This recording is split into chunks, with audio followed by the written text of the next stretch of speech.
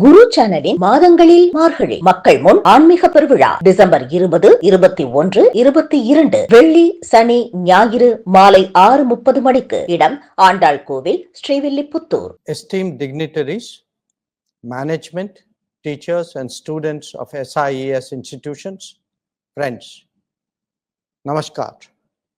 And let me begin by thanking the South Indian Education Society, SIES, for this exceptional honor. It is special because the award being given by one of the oldest educational societies of our country. But even more so, since it is named after a great spiritual figure of our times, Mahaswami Sri Chandrasekharendra Saraswati. We all know that Mahaperiyar led our spiritual awakening at a critical juncture of our contemporary history. Egalitarian in his outlook and inclusive in his precepts, the sage of Kanchipuram was the very epitome of leadership in spiritual and public life. Friends, the profound influence of the Mahaswami is felt even today by all of us on so many issues. What perhaps resonates most strongly is the manner in which he espoused our culture, traditions, and heritage. Let us not forget that he was one of the earliest to adopt Khadi in support of Mahatma Gandhi's call for Swadeshi. Throughout his life, he remained deeply focused on the interests of the nation and societal well-being. At the same time, he had a strong international outlook. His memorable composition of Maitrim Bhajata, later sung at the United Nations by Bharat Ratna M.S. Subbulakshmi, spoke of his belief in universal brotherhood and compassion. He interacted with thinkers and scholars from different parts of the world and all walks of life. He was revered for his wisdom and conviction, as well as for his extreme simplicity, austerity, and true renunciation. So, when I received Dr. Shankar's letter conveying the decision of the awards committee, I felt it was loaded with blessings and benediction of Mahaswami. Friends, whenever we contemplate the life and message of someone like Mahaperiyar, it is natural to reflect on the lessons that it may hold for us. Our nation and society are poised today at a crucial juncture. On the one hand, the last decade has demonstrated that we have the capabilities, the confidence, and most importantly, the commitment to advance development across broad fronts. We have shown that age-old problems of poverty, of discrimination, of lack of opportunity, all of them can indeed be addressed. On the global stage, we have established ourselves as an independent power, but one committed to global good, especially the well-being of the global South. At the same time, however, the constraints and limitations that have long been our bane still remain in play. There are viewpoints and ideologies which are more pessimistic, divisive, and even denigrating of ourselves. As a democratic polity and a pluralistic society, an active debate is underway today as to the course the nation will take in the coming times. It is discussed in intellectual circles and argued in the political arena.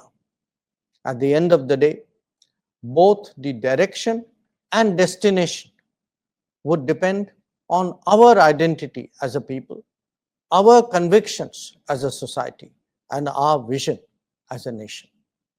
It is in that regard that the thoughts and teachings of Mahaperiyar are so instructive. Friends, if there is a single concept that is the fulcrum of this process, it is the belief in Bharat. What that signifies is a determination to capture the full value of our past civilization, rather than allow ourselves to be defined by others. For too long, we were schooled to visualize modernity and progress as a rejection of our heritage and traditions. Perhaps this came from affinity for imported models, or perhaps it was a discomfort with our own practices. But now, as the deepening of democracy has thrown up more authentic voices in every domain, we are rediscovering ourselves. And in that process, we are also finding again our own persona.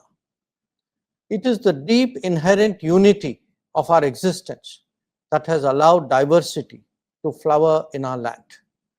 This should never be misportrayed as a negotiation between parts that are actually so integral. Nor can our great nation be projected as an idea. On the contrary, it is a timeless reality and an enduring feature in a changing world. Friends, a direct consequence of this development is greater assertion of our sense of independence. This does not just mean taking a stance different where required from the dominant thinking of the day. It is expressed even more in the ability to analyze problems and find solutions for ourselves. Examples of this mindset are very diverse because they span so many domains and address new situations every day. In foreign policy, for example, it could be advocacy of diplomacy and dialogue during a conflict when much of the world has actually turned its back on it. Equally, it may mean uncompromising opposition to terrorism and hostage-taking when others, for political convenience, may choose to gloss over it. Or for that matter, stand up for the African Union in the G20 or for the Global South during the COVID pandemic. Independence should also never be confused for neutrality. We will do whatever is right in our national interest and for global good without being intimidated to conform. In the final analysis, Bharat can never permit others to have a veto on its choices.